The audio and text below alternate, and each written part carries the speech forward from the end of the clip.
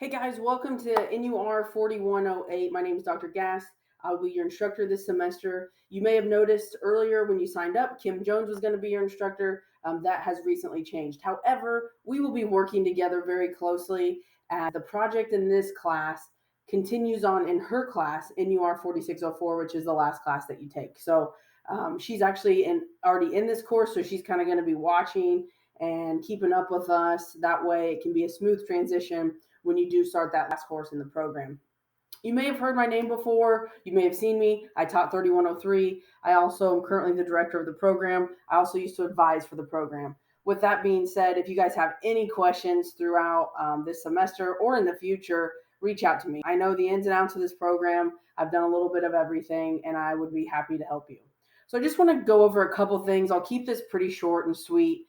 Um, I know you don't have time to sit here and watch video after video, but I want to point out some really important things about this course. First of all, you can catch me here on my office phone or on my cell phone. I prefer that you don't text me, and I prefer that you try to email me first. Honestly, email comes straight to my phone, and we use Panther Mail now. D2L no longer. You can send, but there's no technical.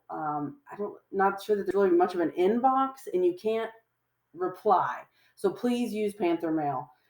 Try to hit me through Panther Mail first. However, if you do have an emergency, you can call me on my cell phone. That's not a problem.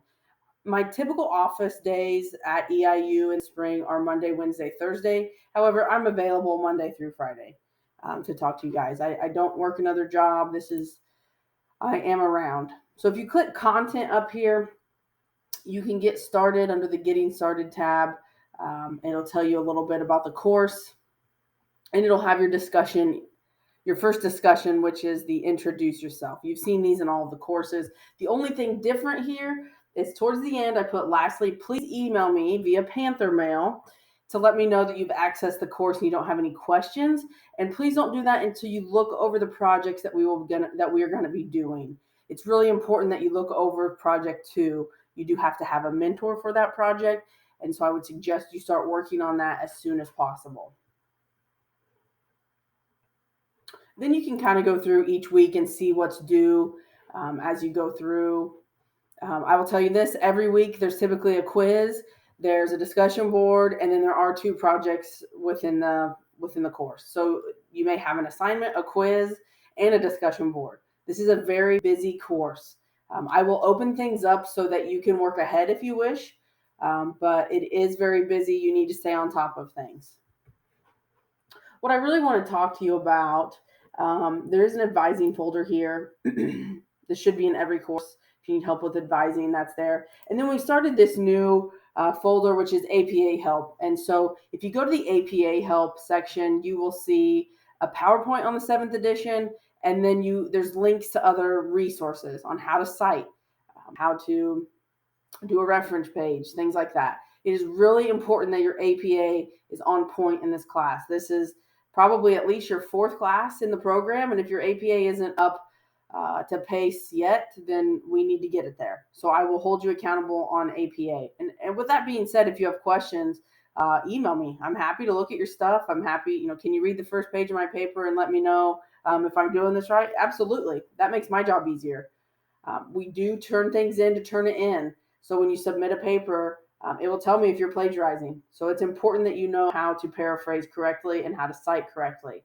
I prefer that your Turnitin score be under 20%. And we'll talk more about that once we get to the first project.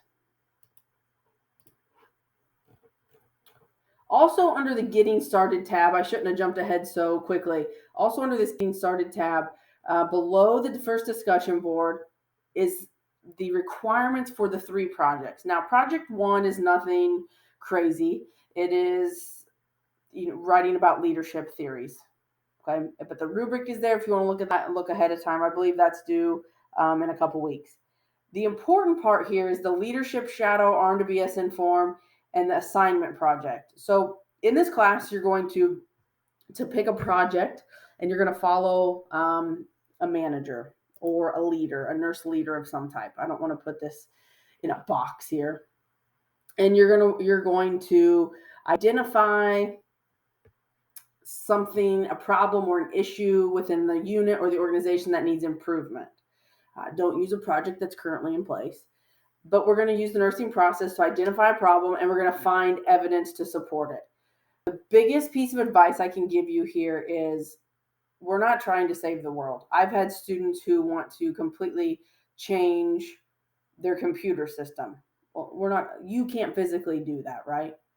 So you need to pick something that's not really patient oriented, okay? Because if you work directly with patients, I mean like one-on-one, you would need more of a clinical. This is just you working with a mentor. So it can be like falls, how to decrease falls, implementing a new fall rubric, or I can think of the right word. Or I've had students before do the bedside report. Now that's something that's been done a million times. You probably can think of something a little bit more up to date. During COVID, I had a student who did a project on putting hand sanitizers on the computer on wheels.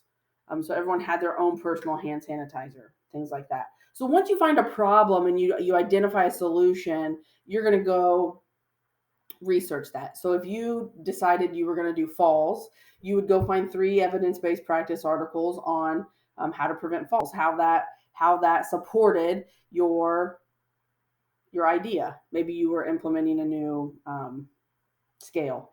I still can't think of the word I'm trying to think of. You guys know what I'm talking about. For the person who did the hand sanitizer, they went out and found 3 evidence-based practice articles that found that putting hand sanitizer on computers on wheels or in more places than just the nurse's station, that was beneficial. Okay, so again, don't try to save the world with this project. It is something small. It's like a quality improvement project. Now, when you move on to 4604, you will carry this project out. Okay, so this needs to be something that you're passionate about. We don't require a certain number of hours. It's not technically a clinical, but you do have to follow a mentor and you have to write about it. So with that being said, please look at that. If you want to bounce some ideas off me once you look at it and you send me your email, hey, what do you think about this? I'd be happy to talk about it. The other thing is you have to get this leadership shadow form filled out.